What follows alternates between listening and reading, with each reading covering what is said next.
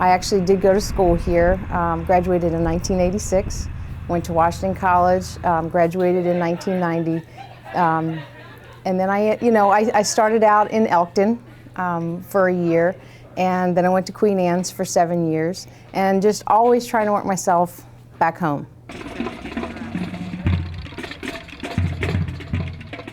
And so when the opportunity came up to become an assistant principal and then finally a principal, I thought, I can do this, why not?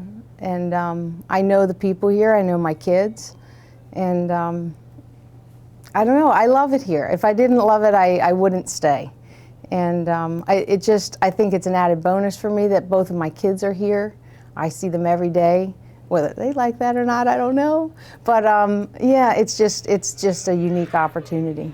When I first came out 8 years ago, I did the Career and Technology Director, and I loved that. That was great. 4 years ago, when I started doing the assistant principal's job, and basically a lot of that is managing the building, and you're dealing with discipline, and so that can be in itself just very, very draining.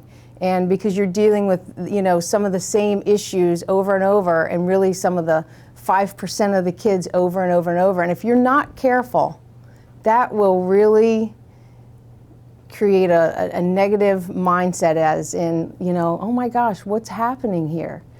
So you really have to step back and say, you know what? 95% of our kids are doing everything we ask them to do every day. It's just that 5% that they're really monopolizing the time and the energy. So what are we going to do to change this culture? Because, clearly something is not working for them. A child at King County High School can go as far as they want to go. I'm going to use my own daughter and son as an example right now.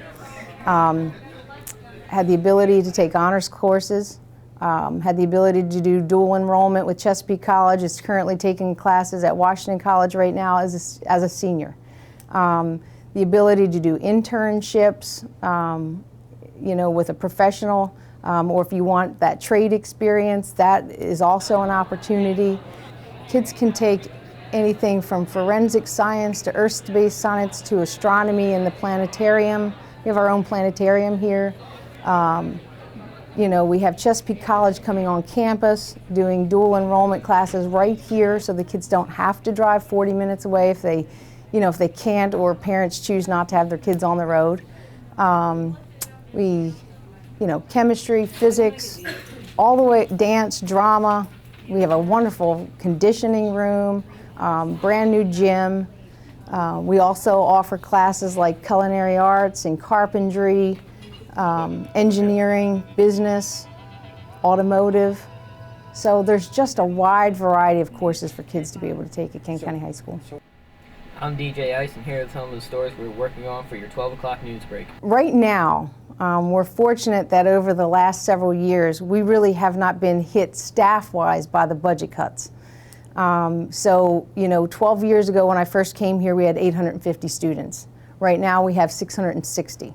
So our staffing really hasn't changed a whole lot, and I think that for most classrooms, you'll see that kids are in a classroom anywhere from 15 to 25 kids.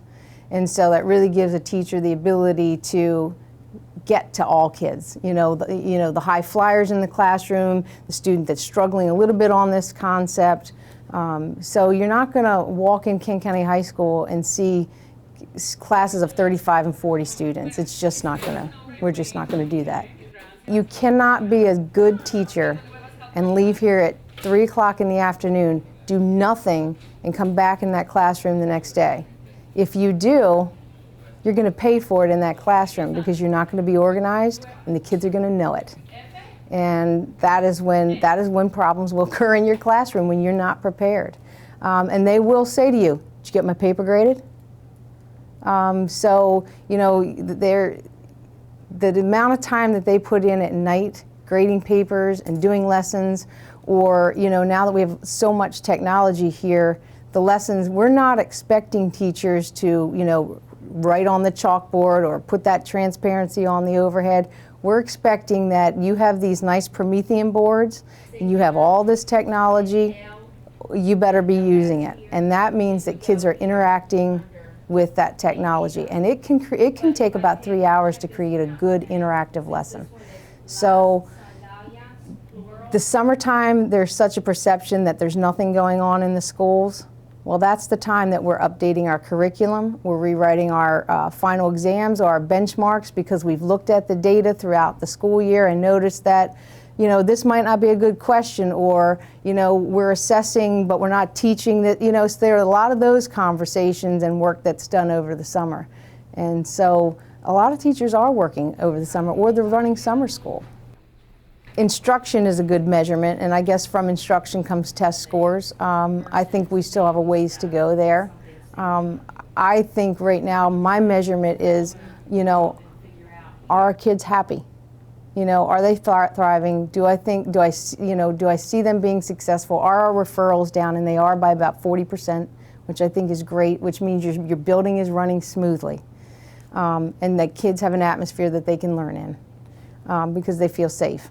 And that I think you have to get to those basic needs before you can really hit hard on that instruction, and that's probably where we'll head next year. So this year's been a lot about climate. Next year I mean, that's always got to stay there, but next year's really we need to hit the instruction.